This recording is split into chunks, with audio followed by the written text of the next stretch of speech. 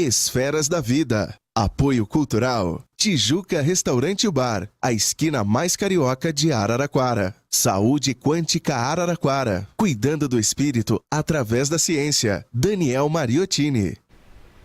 Esferas da Vida no ar, um olhar sobre a doutrina espírita. E hoje é um dia muito festivo, estamos muito felizes porque finalizaremos a homenagem ao codificador do Espiritismo, Allan Kardec.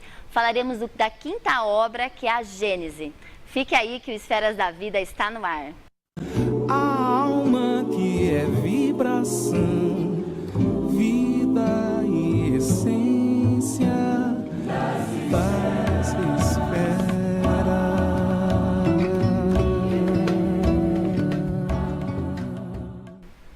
Ao vivo pela TV Cultura Paulista, ao vivo pelo Facebook da TV Cultura Paulista. E como eu falei, a gente está muito feliz também pela audiência.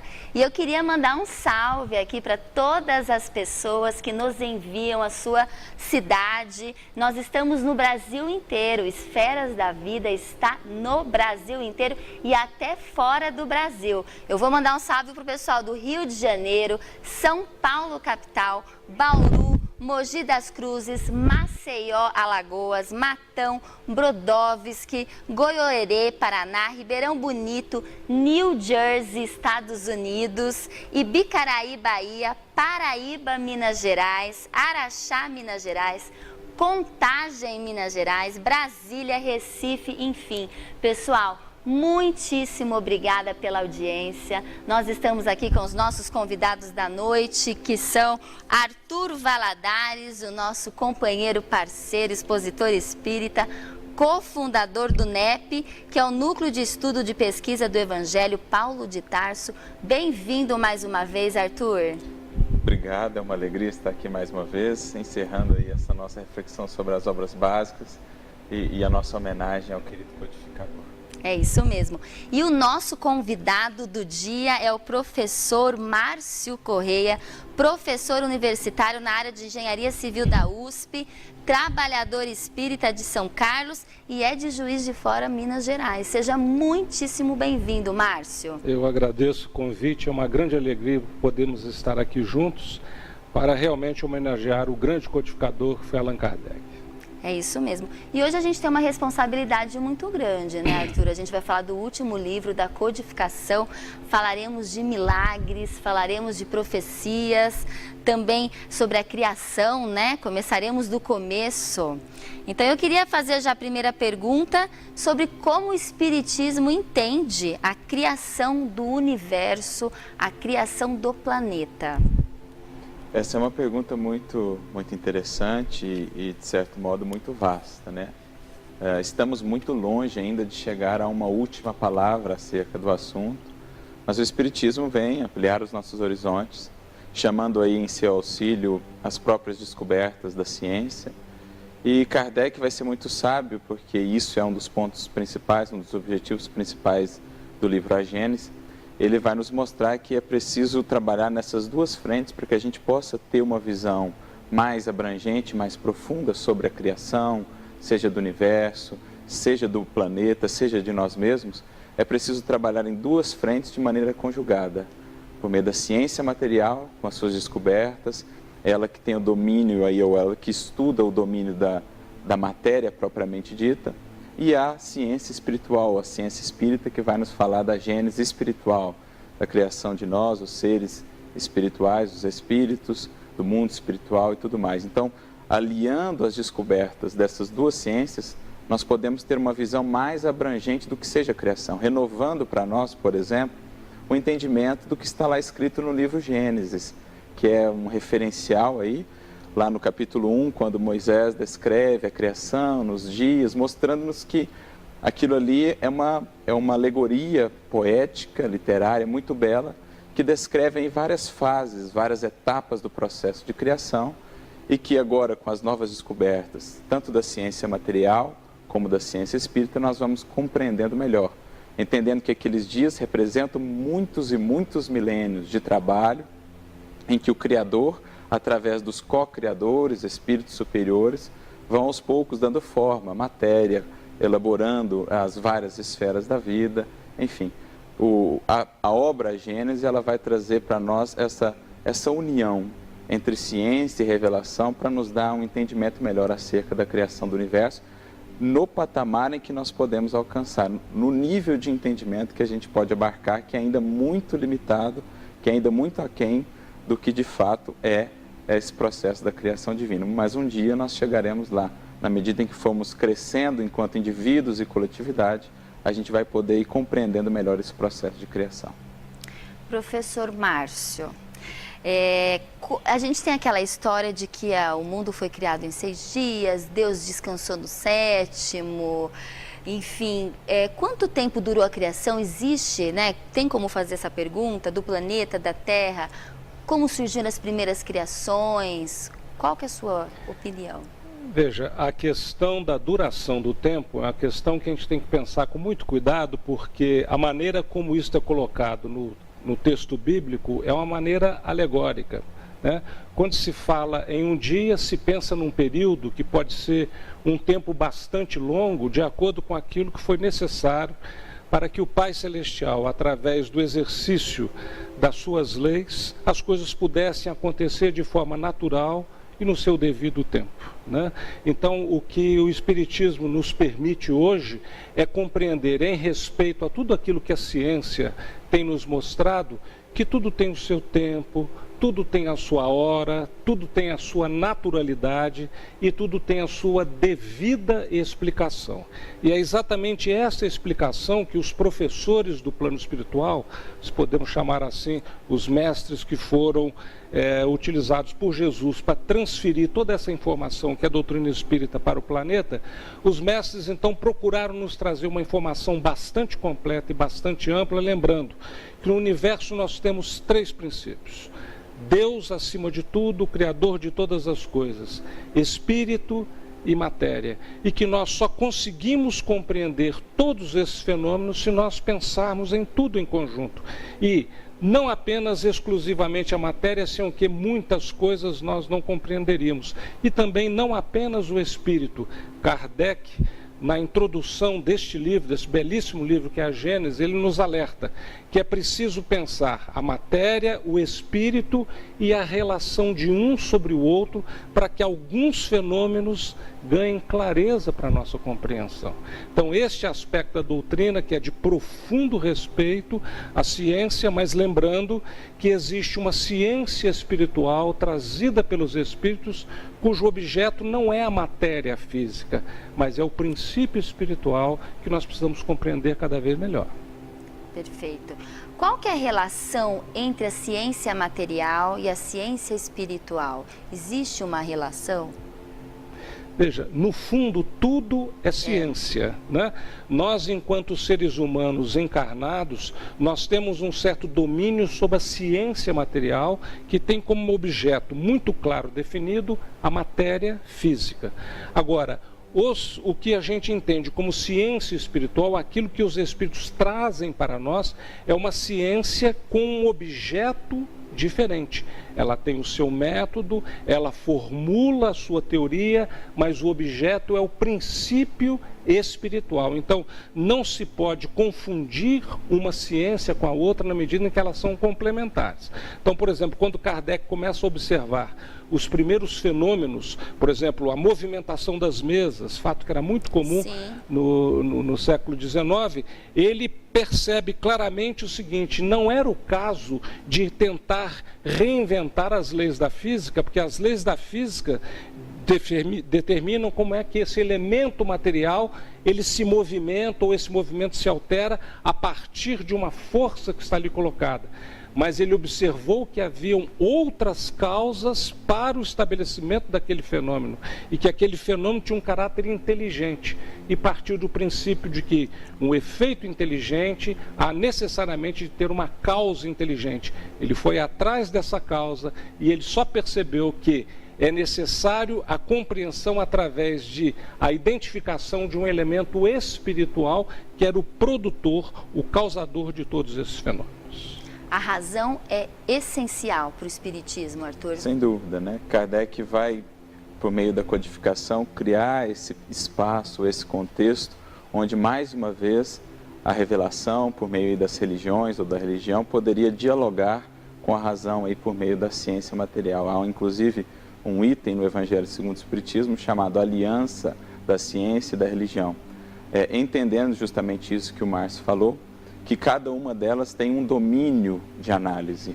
Enquanto a ciência propriamente dita está mais voltada para a análise do domínio da matéria e, portanto, tem o seu método de experimentação específico, as revelações, o espiritismo, através da ciência espírita, terá aí o domínio de análise do mundo espiritual, do princípio inteligente, e na conjunção dessas duas, ou aliando essas duas forças, essas duas ferramentas, nós podemos ter uma visão mais abrangente da própria Gênese, como do próprio universo e de nós mesmos. Então, existem aspectos que a ciência material vai trazer, existem explicações que ela vai trazer, existem explicações outras que fogem ao domínio de análise dela, porque os métodos, as ferramentas são outras que a ciência espiritual vai trazer. Então, Kardec vai falar de maneira mais profunda nisso no capítulo 4 do livro, em que ele vai falar desse papel da ciência na Gênese, e ele vai falar no desenvolvimento da ciência espírita, ou ciência espiritual,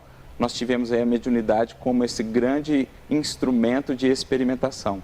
Assim como o telescópio e o microscópio foram para a ciência material, é a mediunidade esse meio, esse recurso por meio do qual pôde se estabelecer, se consolidar essa ciência espiritual. Então, nós podemos afirmar, professor, que o Espiritismo é uma ciência e ele se apoia na mediunidade para comprovar que ele é uma ciência religiosa? Veja, ele se apoia nos fatos. Se nós observarmos a maneira como o Espiritismo nos chega, Kardec é convidado a observar fatos para os quais não se tinha uma explicação com o domínio da ciência tradicional. A partir desses fatos, ele percebe inteligência por trás daquele fenômeno.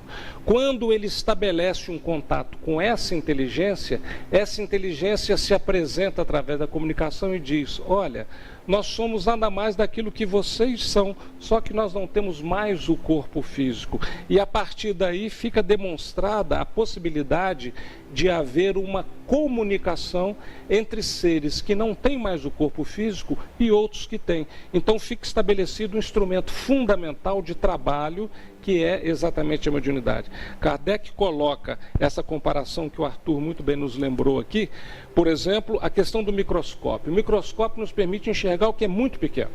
O telescópio nos permite enxergar aquilo que está muito longe. A mediunidade nos permite enxergar e estabelecer contato com o mundo espiritual. É só mais um instrumento que nós precisamos compreender bem e tratar de forma muito racional, muito criteriosa, para que a experimentação seja consequente. Ótimo. A gente também vai falar um pouquinho de milagres, né? Porque a Gênese trabalha, né, os milagres de Deus, de Jesus. E a gente podia começar já falando de Deus. Deus faz milagres? Deus, né? Como que é isso na visão espírita? Kardec vai abordar muito esse assunto nesse livro, a partir do capítulo 13, sobretudo, ele vai falar sobre isso. E a sua reflexão vai estar muito centrada nas características ou atributos do Criador. Então ele vai tomar o Criador como sendo esse referencial. Os seus atributos são o referencial da perfeição absoluta. Então, tudo aquilo que tenda não só a negar, como a simplesmente diminuir um desses atributos, né, diminuir essa perfeição, não está propriamente com a verdade, ou precisa de uma análise mais profunda, mais aprofundada. Então, partindo desse princípio que, sendo o Criador a perfeição absoluta e sendo a sua obra uma obra perfeita, as suas leis perfeitas, seria como que um contrassenso que esse Criador grandioso, que estabeleceu obras perfeitas, uma obra maravilhosa, precisasse, para, de certo modo, demonstrar a sua existência ou o seu poder, negar as próprias leis que ele criou. Então, nessa acepção de milagre, entendido como a derrogação das leis divinas, aquilo que vai para além das leis naturais, Kardec e o Espiritismo vai entender que esse tipo de milagre não existiria, porque seria um contrassenso com a própria perfeição do Criador, que, para demonstrar a sua grandeza, precisaria se contradizer derrogando as próprias leis sábias e perfeitas que ele criou. Então, nesse sentido, o milagre para o Espiritismo não existiria. Existiria no sentido de algo admirável, de algo grandioso, como vai dizer mesmo Kardec na obra.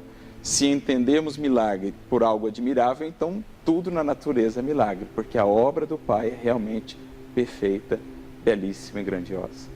Interessantíssimo nosso assunto, nosso bate-papo de hoje. Eu queria que você aí de casa, você que está no Facebook, mandasse perguntas aqui pra gente. Mande suas dúvidas pelo WhatsApp, que a gente vai colocar aqui na faixinha o nosso número. Nós estamos aqui esperando as suas perguntas, as suas dúvidas, e também pelo Facebook. A gente vai agora para aquele momento delicioso, que é o momento Chico Xavier aqui do nosso programa, e a gente já volta com mais Esferas da Vida.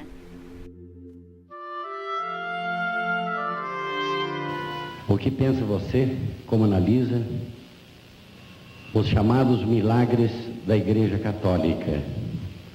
Ou seja, o a aparição de Nossa Senhora, Mãe de Cristo, em Lourdes, em Fátima, e no caso de tratar-se de uma materialização espiritual, queria saber se em algumas oportunidades os chamados santos da Igreja Católica têm deixado mensagens através da religião espírita. Nós nos sentimos muito honrados com a pergunta do nosso grande líder de arte no Brasil, que é o nosso querido e festejado Anselmo Duarte. Em nossa infância e na primeira juventude, frequentamos a Igreja Católica com o mesmo respeito com que nos dirigimos hoje a uma reunião espírita cristã. E sempre reconhecemos dentro da Igreja Católica prodígios de espiritualidade inimagináveis. Muitas vezes, principalmente nas missas da manhã, quando era possível a comunhão de vibrações espirituais de todos os crentes numa só faixa de espiritualidade e de fé em Jesus, tivemos oportunidade de ver espíritos santificados que abençoavam as hóstias e elas se transformavam como se fossem flores de luz que o sacerdote oferecia na mesa da comunhão. Muitas vezes, principalmente do altar daquela que nós veneramos como sendo Nossa Mãe Santíssima, vimos irradiações de luz que alcançavam toda a Assembleia. Do altar consagrado a Santa Teresinha de Lisieux, muitas vezes vi partirem rosas trazidas por criaturas desencarnadas, amigos e amigas católicos da cidade de Pedro Leopoldo, sem que eu pudesse explicar o fenômeno. Tivemos ocasião de, por misericórdia de Deus e com o amparo da comunidade espírita cristã e, sobretudo, com a assistência de dois amigos extremamente queridos para nós, um de Uberaba e outro de São Paulo, tivemos oportunidade de visitar pessoalmente a cidade de Lourdes e vimos ali demonstrações extraordinárias de fé. Sentimos a espiritualidade do Evangelho na cidade de Lourdes, como se o cristianismo estivesse renascendo na procissão em toda a sua pureza. Portanto, todos os fenômenos de bondade divina através da Igreja Católica, que nós consideramos como mãe de nossa civilização, eles todos são legítimos, credores de toda a nossa veneração. Nós não estamos separados, os evangélicos reformistas e nem os espíritas cristãos, por diferenças fundamentais, Os Espíritos nos ensinam que nós estamos em faixas diferentes de interpretação, mas somos uma família só diante de nosso Senhor Jesus Cristo e que reverenciamos em sua santidade o Papa, em nossos eminentes cardeais no Brasil, protetores da nossa fé. Nós não podemos esquecer isto e amamos a religião tradicional em tudo que ela tem de belo, em tudo que ela tem de divino. Embora estejamos pessoalmente na faixa do espiritismo cristão, dentro das conceituações de Allan Kardec, porque a mediunidade nos chamava para esse campo de trabalho que também é profundamente cristão, e para ele, um dia, partimos das nossas atividades na Igreja Católica com a bênção de um sacerdote a quem nós amávamos como se ama a um pai. Paz espera.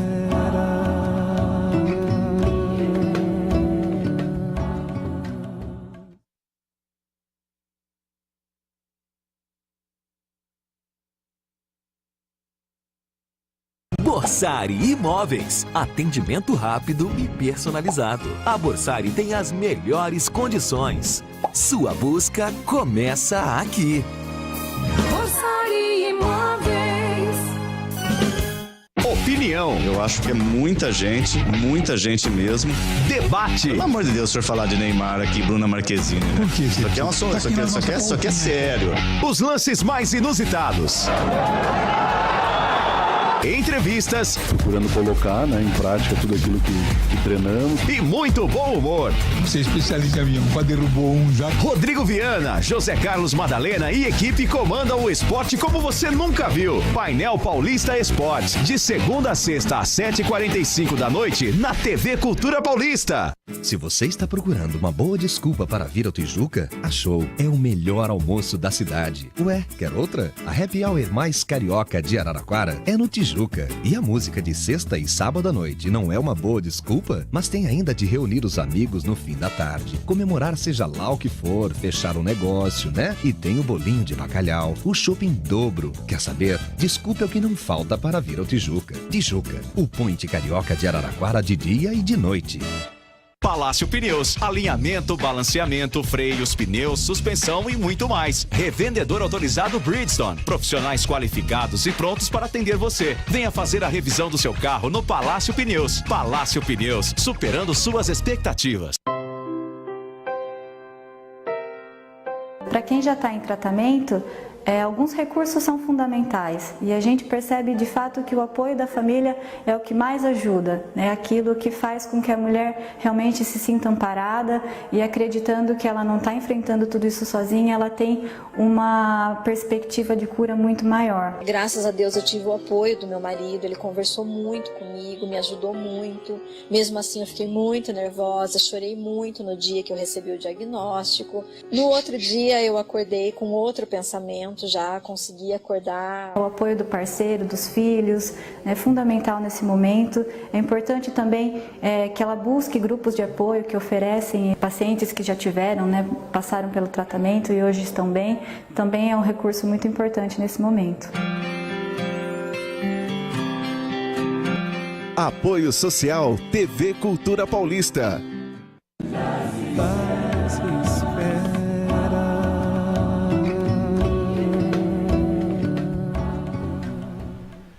De volta ao Esferas da Vida e hoje a gente conversa sobre milagres, sobre a criação do planeta, do universo. Recebemos aqui no nosso estúdio o professor Márcio Correia, professor universitário na área de Engenharia Civil aqui da USP, e o nosso expositor espírita de sempre, parceiro Arthur Valadares, que está aqui com a gente mais uma vez.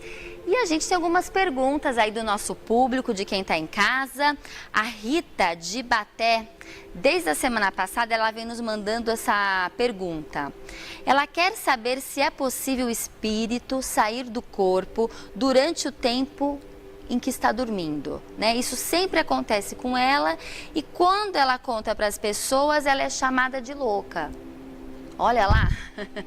Então, tecnicamente, durante o sono, todos nós saímos do corpo, né? Nós vamos ao mundo espiritual e fazemos as atividades mais diversas, segundo a condição de cada espírito e segundo os interesses, né? Os hábitos cultivados por cada espírito. Mas alguns se recordam disso de uma maneira mais ostensiva, mais clara, se recordam melhor dos sonhos. Nem todos os sonhos são lembranças diretas de experiência no mundo espiritual, mas alguns são. Algumas pessoas têm até essa consciência de se verem fora do corpo, de verem um corpo ali, de se reconhecerem enquanto espíritos, enfim.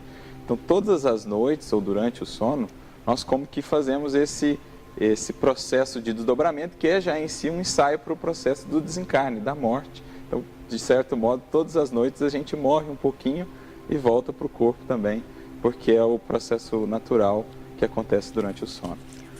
Muito interessante. A Rita de Baté não é louca, não é, professor? Não, e veja, tem um aspecto extremamente importante. Como nós dormimos cerca de 8 horas a cada 24, significa que nós passamos 1/3 da nossa vida vivendo no plano espiritual.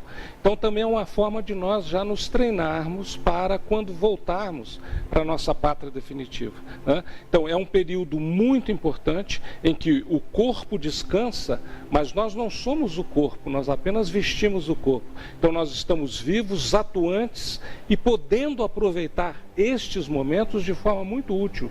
Esse tipo de coisa é uma que a gente deve pensar sempre. São momentos muito preciosos para nós aproveitarmos enquanto espíritos.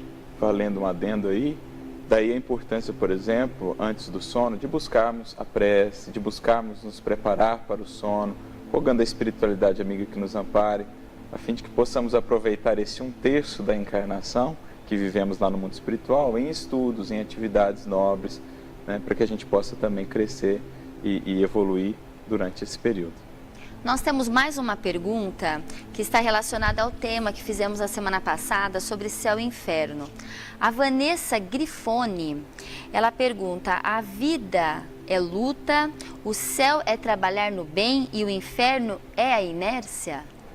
De certo modo é uma boa definição, né? O inferno é essa estagnação da alma, seja pelo motivo que for, quando nós estagnamos, deixamos de progredir por conta de uma mágoa, por conta da preguiça, por conta da indisposição em estudarmos, em crescermos, em vivermos, enfim, a gente pode pensar que temos aí uma boa definição do que seja esse estado de consciência inquieta, esse estado de consciência angustiada por conta da fuga, esse que é um movimento natural da vida, uma lei natural da vida, que é a lei de progresso, de constante renovação, de constante transformação, que é essa figura do céu, da consciência pacificada e edificada no exercício do bem. Mais ou menos como a gente vê no símbolo, no exemplo da água parada e da água em movimento, né? Uma é fonte de adoecimento, a água parada, enquanto a outra é fonte de vida e de renovação.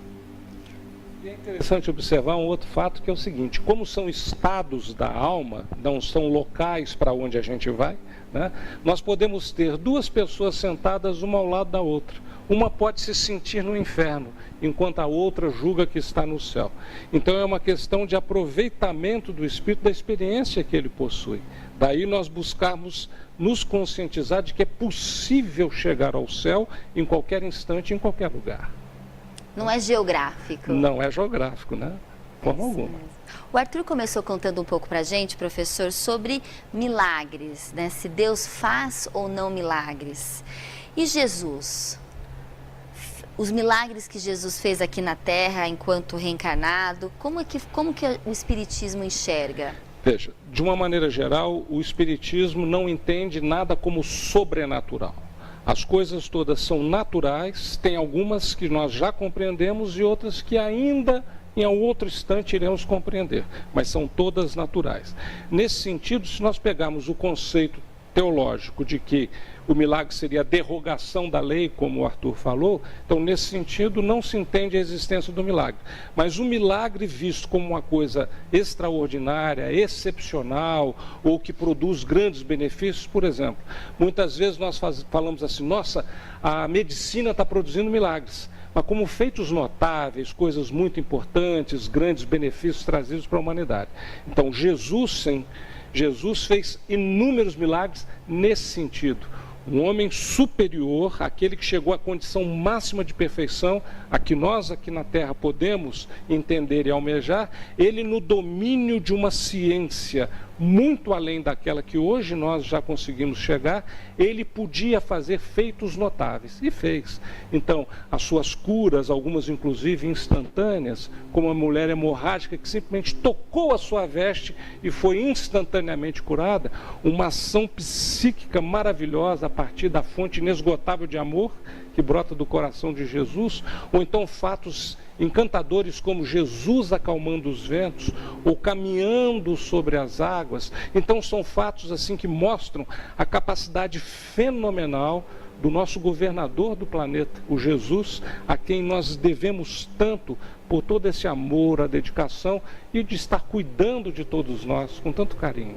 Então, na realidade, são fenômenos naturais que já existem no sistema, que nós ainda não temos capacidade de apreender ou de aprender e de praticar esse tipo de fenômeno. Não somos tão evoluídos, é isso?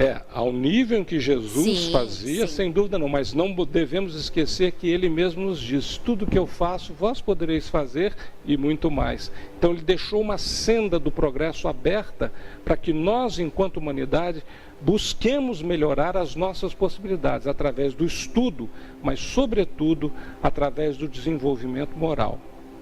Né? Que é o que vai nos posicionar numa condição de efetivamente dominarmos todo esse conteúdo que Jesus mostrou que é possível. Voltando a falar um pouquinho, né, continuando a falar dos milagres de Jesus, falar um pouquinho da ressurreição de Lázaro, até da ressurreição de Jesus, como que o Espiritismo enxerga, Arthur? Como o Márcio bem disse, né, para o Espiritismo tudo se enquadra dentro daquilo que chamamos de leis naturais. Né? O sobrenatural nada mais é do que uma representação daquilo que ainda não conseguimos entender, mas que com o transcurso do tempo, o desenvolvimento da ciência, nós vamos passando a compreender. E os milagres de Jesus se enquadram, todos eles, dentro dessa condição, e com a ressurreição não é diferente, né? No caso de Lázaro, aquilo que o Espiritismo vai enxergar é que Lázaro não estava propriamente morto, como se pensa.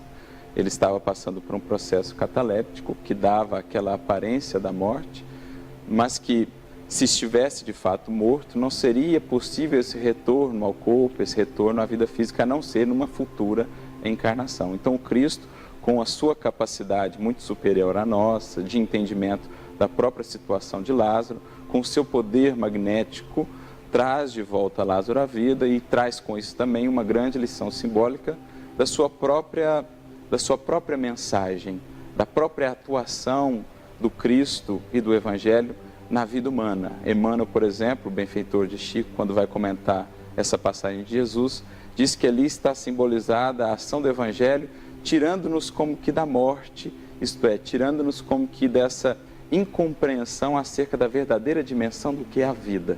A partir do contato com o Evangelho, a gente vai vindo de fato a uma vida cada vez mais plena, uma vida cada vez mais abrangente. Vamos nos tornando mais vivos daquela vida em abundância que Jesus prometeu nos trazer. Então é mais ou menos isso que está ali representado naquele ato de Jesus, considerando que Lázaro não estava propriamente morto, no sentido dessa expressão. E a ressurreição do Cristo a entendemos também nesse sentido.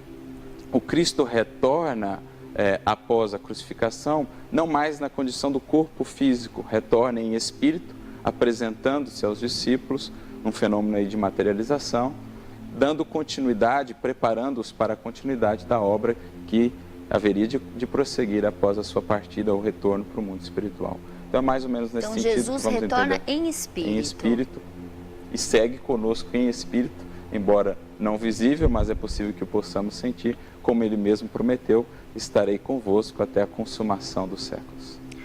Professor, e sobre as curas que Jesus fazia, que a gente chama de milagre pelo efeito, né, máximo, né, que a gente ainda não conseguiu chegar nesse momento, para algumas pessoas os milagres aconteciam, elas eram curadas, outras pessoas não eram curadas. Como que a gente pode enxergar aqui? Por quê? Veja, tem um dos aspectos extremamente importantes que é a questão da fé. é a questão de você acreditar, então você se coloca numa disposição psicológica adequada para receber aquele benefício. Por exemplo, Jesus, em alguns instantes, por exemplo, a mulher hemorrágica que nós estávamos falando há pouco, ela pensava consigo, se eu ao menos lhe tocar a veste, eu serei curada. Portanto, ela tinha a perfeita compreensão disso, ela tinha a certeza de que ali estava a possibilidade da cura. Então, quando ela toca Jesus e Jesus diz, alguém me tocou, de mim saiu virtude, então estabelece exatamente uma corrente energética e Jesus então doa àquela que sabia, que estava com a sua fé profundamente enraizada de que ali estava alguém que poderia lhe trazer benefícios. Então a fé é um dos aspectos importantes. Um outro aspecto importante é a questão do merecimento e a oportunidade. Muitas vezes nós desejamos intensamente nos curarmos de algum problema físico, mas às vezes aquele problema físico é exatamente o aguilhão que nós precisamos para vencermos outros problemas de natureza espiritual. E muitas vezes também nós não merecemos aquele tipo de cura, né? Quantas vezes nós desejamos, mas o nosso desejo não pode ser realizado porque o merecimento não está junto de nós, né? São provas e expiações para lapidar o espírito e para a gente evoluindo dia a dia. Exatamente. Aliás, nós estamos num planeta, ainda, né? Estamos num planeta de provas e expiações. Então, o que devemos esperar aqui? Expiações e provas, mas, sobretudo, o apoio fundamental do Cristo, através do seu Evangelho, para que nós possamos compreender os benefícios que essas provas e essas expiações podem nos trazer no sentido do nosso progresso, da nossa evolução espiritual. A Miriam, aqui da cidade de Araraquara, ela quer saber por que ao conhecer uma pessoa, às vezes sentimos grande alegria, mas às vezes sentimos algo de muito ruim. É o fluido, tem a ver com outras vidas? O que a gente pode passar para a Miriam aqui de Araraquara?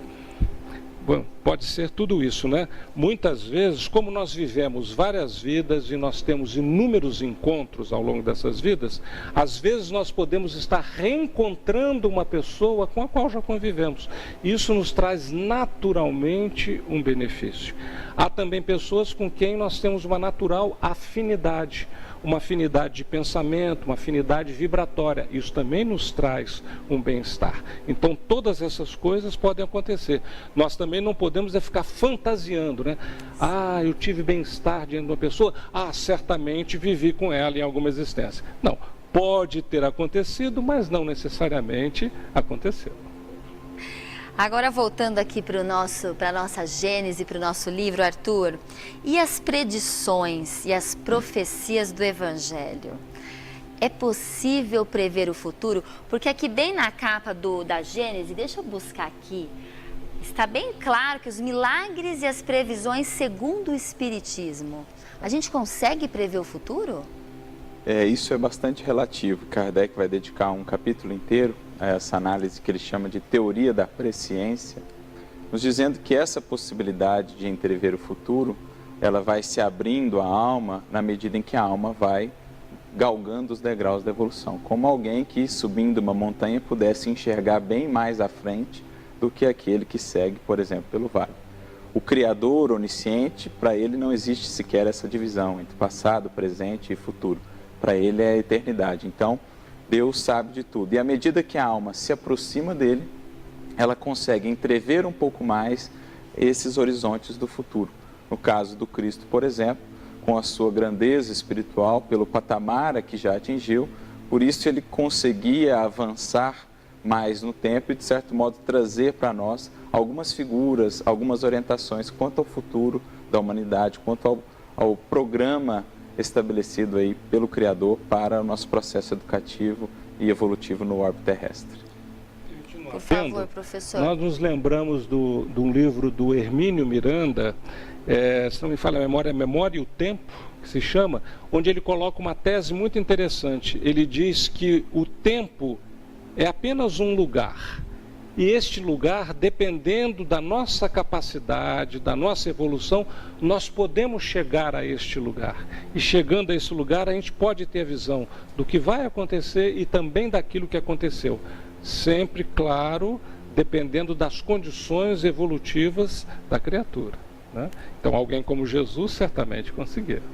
Com certeza, muito bem. O nosso papo está muito bom. E agora eu vou lembrar, né, vocês aí de Caibar Schutel, que também é um nome muitíssimo respeitado no meio espírita. E teve uma belíssima história bem pertinho aqui da gente, em Matão. Ele fundou o Centro Espírita Amantes da Pobreza. No mesmo ano, né, em 1905, ele fundou o jornal O Clarim. O jornal O Clarim até hoje sendo divulgado de forma ininterrupta, ecoando os ensinamentos espíritas para todos aqueles que desejam aprender, né, e ouvir um pouquinho mais do espiritismo. Fundou também a Revista Internacional de Espiritismo, que tem grande importância, divulgando matérias e assuntos relevantes no meio espírita. Então, se você quer saber um pouquinho mais, estudar o espiritismo, entre no site www.oclarim.com.br. Você pode assinar essas duas edições ou no 16 3382 1066 Televendas, e eles também têm o WhatsApp, que é 16 99270 6575. Que beleza, hein? A gente vai para um pequeno intervalo, mas antes, mande a sua pergunta pelo Facebook da TV Cultura Paulista ou pelo nosso WhatsApp, que nós estaremos respondendo agora no comecinho do terceiro bloco. Fique aí, que o Esferas da Vida volta já.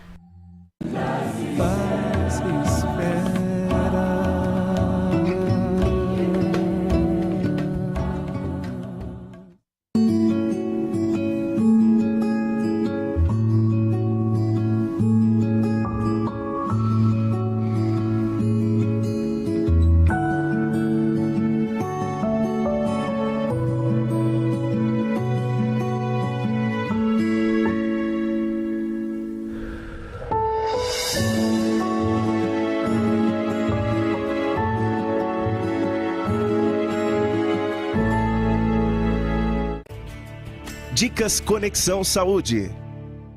Dr. Rafael Biazotti, a Larissa de Baté, com 30 anos, tem percebido que está caindo muito cabelo durante o banho. O que ela pode fazer? Lavar menos o cabelo, escovar menos? Conta pra gente. Larissa, você tocou num ponto muito importante. Eu tenho certeza que muitas mulheres estão nos ouvindo e se preocupam com isso também. A gente percebe a nossa queda principalmente durante o banho, ou principalmente quando a gente vai escovar os cabelos. Isso não significa que o seu cabelo está piorando, ou que o seu cabelo vai ficar mais fino, ou você está tendo uma queda importante. Muitas vezes a gente perde até 100 fios por dia. Então pode ser simplesmente uma queda natural do cabelo. O importante é você observar. Olha, eu tenho perdido de forma longa, uma quantidade grande, aí vale a pena procurar um especialista e conversar sobre o seu cabelo. Mas não, você não deve lavar menos ou escovar menos o seu cabelo. Pode fazer de forma natural, mas se você perceber essa queda maior e a piora da qualidade do seu cabelo, vale a pena a gente conversar um pouquinho sobre isso. Dicas Conexão Saúde. Desperte suas emoções com Mazotti. Clássico, moderno, casual, contemporâneo. A Mazotti tem o que você deseja para deixar sua casa ainda mais linda. 1000 qualidades cabem no Mazotti. Excelência, beleza, requinte, conforto. Visite nosso showroom em São Carlos. Aproveite as promoções e realize o seu sonho de ter um Mazotti. Mazotti, objeto de estima. Ágil. Imparcial. A notícia como ponto de informação. Jornalista experiente e com credibilidade. De segunda a sexta, às 18h45. Painel Paulista.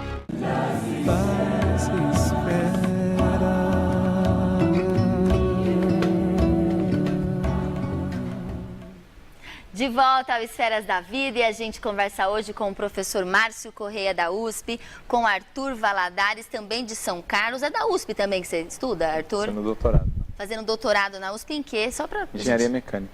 Engenharia Mecânica. 2 engenheiros aqui com a gente, batendo esse super papo sobre a criação do universo, dos planetas. Olha que maravilha.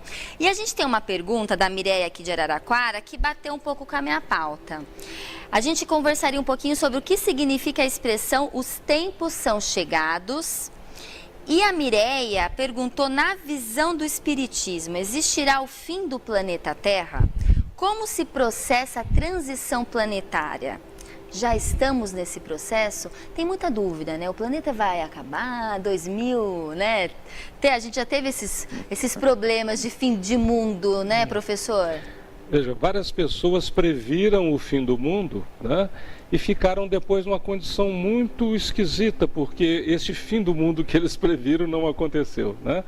O que Kardec fala exatamente nessa obra é que o que acontecerá é o fim do mundo moral, né? Nós estamos numa grande transformação, mas a casa está sendo arrumada, a reforma está sendo feita, e depois que a casa estiver totalmente pronta e reformada, não faz sentido você derrubá-la. Posso falar isso até mesmo como engenheiro, porque trabalho com isso, né? Depois que você faz todo o projeto, que você faz todo o seu desenvolvimento, não faz sentido destruir a casa. Então a casa está sendo arrumada exatamente para que os mansos e os pacíficos, como Jesus nos ensinou no Sermão da Montanha, possam aproveitar um ambiente renovado. Não mais o de provas e expiações, mas o tempo da regeneração. Estamos a todo vapor no processo de transição. Transição moral e não material, é isso? Nós estamos numa evolução, o planeta também evolui fisicamente, mas a grande evolução é a evolução moral. Este mundo, esta forma de organizar a vida está sofrendo uma enorme transformação. Este mundo antigo vai ficar apenas nos livros da história. Nós estamos entrando numa época de mais fraternidade, de mais compreensão, de mais harmonia em relação à proposta que o Cristo faz para todos nós. Então a expressão os tempos são chegados, é o tempo da regeneração, é isso, Arthur? Os tempos dessa grande mudança, né? Que a Terra um dia deixará de existir, isso é um fato. Tudo na matéria está destinado a passar pelo processo de destruição e transformação. Mas quando se fala no contexto do Evangelho, ou da doutrina espírita, em os tempos são chegados, ou o fim dos tempos, nós estamos referindo ao final desse ciclo, né, ou ao final desses ciclos, que agora a gente está no final, num processo como esse, deixando a condição de um mundo de provas e expiações e adentrando gradativamente nessa condição de um mundo regenerado, que é como, por exemplo, a transição de uma estação. Não é algo que se dá da noite para o dia, né? A transição de uma estação para outra é um processo gradual, em que uma vai se findando e a outra vai se iniciando, como também da noite para o dia ou do dia para a noite. Então a gente está nesses tempos chegados, que não são um momento específico, um momento delimitado, mas que são um período mais propriamente dito, que pode ser maior ou menor, segundo o arbítrio humano, das coletividades humanas, mas que vai marcar esse início de um novo tempo. Então se representamos aqui o final de um tempo, representamos também o início de um outro tempo, de novos tempos. A nova geração que Kardec fala em A Gênese é essa geração regenerada? Nesse último capítulo ele vai falar sobretudo desses espíritos já mais conscientes, espíritos que já vêm mais preparados para nos ajudar na consolidação desses novos tempos. Mas é importante que se frise, né? Esse processo de transição não será um processo feito apenas por esses espíritos mais adiantados, que vem nos ajudar. É um processo, sobretudo, que compete a todos nós. Só um parêntese. Esses espíritos que vêm nos ajudar, eles vêm do mundo espiritual, eles reencarnam para nos ajudar por meio do exemplo, mas eles são aqui do planeta Terra ou são de outros planetas? Alguns aqui do planeta, outros de outros planetas, né? Nós temos informações, por exemplo, na obra de Ivone Pereira, de espíritos no campo da arte que viriam de outros planetas, conduzidos aí, por exemplo, por Vitor Hugo, para dar um impulso de espiritualização na arte. Então, espíritos mais adiantados, tanto da própria Terra, como também de outros orbes, que vêm estar conosco, no sentido de dar um impulso à evolução, mas lembrando, esse é um trabalho que compete sobretudo a nós também, humanidade terrestre, os que aqui estamos, porque todos somos convidados a buscar essa mansuetude, essa pacificação interior, para que ajudemos esses espíritos, como ao Cristo, a construir de fato esses novos tempos na humanidade. Então essa nova geração é sobretudo, não no sentido apenas do corpo em si, né? Não só os que estão hoje jovens, mas aqueles que se fazem espíritos renovados, se fazem espíritos mais aperfeiçoados, mais harmonizados com as leis divinas do bem, do amor, da fraternidade. Quais são os valores dessa nova geração, professor? Os principais que a gente pode buscar para estar nessa nova geração? Kardec fala na Gênesis uma coisa muito interessante. Quando ele fala dessa nova geração, ele fala de algumas características. Ele fala, por exemplo, assim: em cada criança que nascer, em vez de um espírito atrasado, inclinado ao mal, que antes nela encarnaria, virá um espírito mais adiantado e propenso ao bem. Um espírito mais voltado à compreensão da existência de Deus, um espírito que sente no fundo do seu coração a bondade, todo o trabalho de envolvimento do Cristo em relação ao nosso planeta, alguém que vem no sentido de colaborar e sente realmente que quando Jesus nos ensinou a oração, quando Jesus fala Pai Nosso, não é apenas para que nós possamos nos ligar ao Pai, isso é fundamental e o mais importante, mas também para que nós possamos nos sentir irmãos de todos da humanidade. Então, estes espíritos estão chegando, graças a Deus, para a grande renovação do nosso mundo. Portanto, nós devemos manter muita esperança. Há uma figura muito interessante colocada em todo esse livro, né? Lembrando as palavras de Jesus, nós estamos vivendo as dores do parto. As dores do parto são momentos de grande agonia para uma mulher, né? Para toda a família que acompanha o processo, mas depois vem a criança renovada, cheia de esperança, trazendo alegria para toda a família. Essa criança está nascendo para toda a humanidade. Olha que lindo, que lindo. E o que podemos esperar, então, em relação ao futuro da humanidade? Toda essa evolução, as crianças cada vez mais evoluídas, e a gente já percebe isso. A gente vê pela internet algumas crianças que defendem os animais, sem os pais a educarem, que defendem até alimentação mais vegana, vegetariana. Eu não sei se isso tem alguma coisa a ver, Arthur, mas a gente já está percebendo, né, o nascimento de crianças mais voltadas, mais humanas, né, para valores humanitários. E mais conscientes com as questões espirituais, mais interessadas nas questões espirituais, com maiores valores morais, mais inclinadas para o bem, como o Márcio trouxe aqui. Então, assim, essa previsão quanto ao futuro, esse prognóstico, esse panorama quanto ao futuro é dos mais promissores, né? Essa obra ajuda-nos a entender melhor que todos estamos inseridos num grande projeto de amor, um grande projeto educativo. Falávamos sobre a Gênese, a criação do planeta. Esse Espírito, a quem nós amamos e chamamos por Cristo, está conosco, está trabalhando nesse projeto há mais ou menos cerca de 4,5 bilhões de anos, porque informa-nos o Espiritismo que ele estava lá no processo de formação desse planeta.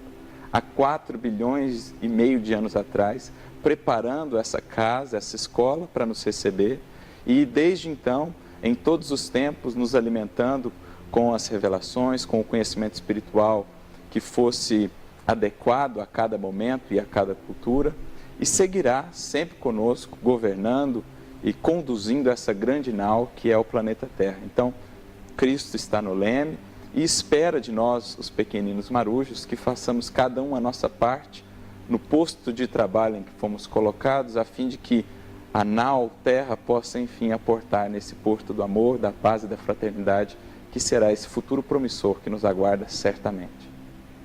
Para a gente finalizar, eu tenho uma pergunta aqui, professor, da Luciana Trevisan, de São Carlos, que ela quer saber o que vocês acham sobre o momento que a sociedade brasileira está vivendo. Jesus está no leme, como o Arthur acabou de falar, por conta da divergência de opiniões por conta da política. Né? Ela escreve bem isso. A gente realmente está passando por um momento conturbado, né, de polarização política. Como que o Espiritismo enxerga, professor? Veja, nós sabemos que todas as nações têm espíritos muito evoluídos que foram destacados por Jesus para a sua condução. No caso do Brasil, nós temos Ismael, que é um anjo, que tem acompanhado toda a evolução da nossa nação. No nosso crescimento, foi-nos dado, no momento em que atingimos a condição de sermos uma república, foi-nos dado mais liberdade para que nós mesmos aprendêssemos a nos organizar melhor e a vivermos de uma forma mais fraterna. Jesus nos abastece dessas informações. Ismael está constantemente trazendo para todos nós brasileiros, sejam aqueles que estão nos grandes gabinetes, por exemplo, de Brasília, como cada um de nós, a nossa vida simples, humilde, que nós possamos absorver essas noções de construção do país, realmente, que o Brasil precisa ser a pátria do Evangelho, o coração do mundo, como Jesus assim determinou. Então, nesse sentido, nós não podemos esquecer o chamamento que ele nos faz e o compromisso que nós precisamos assumir no momento em que conhecemos pelo menos um pouco do Evangelho, onde ele nos pergunta: que fazeis de especial? Então, dentro do quadro da nossa pequena influência, aquilo que pudermos realizar, que realizemos um pouquinho no sentido de colaborar com esta obra fantástica, essa obra maravilhosa que é de transformação do mundo em geral e em especial dessa nação que nos abriga como mãe. Nós não podemos deixar a responsabilidade somente em uma única pessoa. Não, certo, é uma Arthur? construção coletiva, né? E o próprio Evangelho, a doutrina espírita, como a própria natureza, vão nos ajudar a enxergar toda crise, todo momento difícil, na verdade, como uma grande oportunidade, como um momento que prenuncia uma grande transformação e um aperfeiçoamento. É assim com o inverno, que é seguido pela primavera. Então, após o momento difícil do inverno, vêm as flores, vêm os frutos, nova cor, novo sabor. Após a cruz do Cristo, vem a ressurreição, uma vida nova, uma vida transformada, uma vida aperfeiçoada. Então, toda crise, todo momento difícil, seja para indivíduos, seja para coletividades, prenunciam aí uma oportunidade de crescimento, de transformação, e não será diferente com a nossa nação, nem com o planeta de um modo geral. Temos que ter esperança e trabalhar junto com os nossos governantes, certo, professor? Sem dúvida. E no sentido de que é preciso sempre ampliar as noções e a prática da fraternidade real. Nós estamos no momento, como você falou, no momento difícil da nossa vida republicana, mas é o prenúncio de uma transformação. Depois de um entrechoque de eleições num clima tão difícil que nós vivemos, nós podemos agora construir o equilíbrio. E a base disso, certamente, não está nas cartilhas políticas. A base de tudo isso está no ismo mais importante que nós devemos buscar, que é o cristianismo, né? Sobretudo amparado pela compreensão que o Espiritismo nos oferece. Se nós buscarmos aí, certamente teremos um roteiro muito seguro. Muitíssimo obrigada. Infelizmente, o nosso bate-papo acaba por aqui. Gostaria de agradecer ao professor Márcio Correia. Espero tê-lo aqui sempre de volta no programa, professor. E eu faço um agradecimento especial para você, Arthur Valadares, que esteve com a gente nesses 5 programas do especial, né, em homenagem a Allan Kardec, que fez aniversário em outubro. E a gente fez esse propósito de estudar as 5 obras e a gente estudou as 5 obras de Allan Kardec. Certo, Arthur? Certo, eu que agradeço pela oportunidade, foi uma alegria. Espero que esteja ficada aí uma mensagem, uma visão geral dessa obra grandiosa que o nosso querido codificador nos deixou. É isso mesmo. E você estará com a gente todo mês, dúvida. certo, Arthur? Sem dúvida. E eu vou puxar o professor de São Carlos aqui com a gente também, com certeza. O Esferas da Vida fica por aqui, porém toda terça-feira estaremos ao vivo às 10h30 da noite com mais assuntos espíritas, esclarecendo aí, dando um sentido para todas as nossas vidas. Muitíssimo obrigada, a gente fica por aqui. Um beijo e até a semana que vem. No meio triste de cadaverinas, acha-se apenas ruínas sobre ruínas, como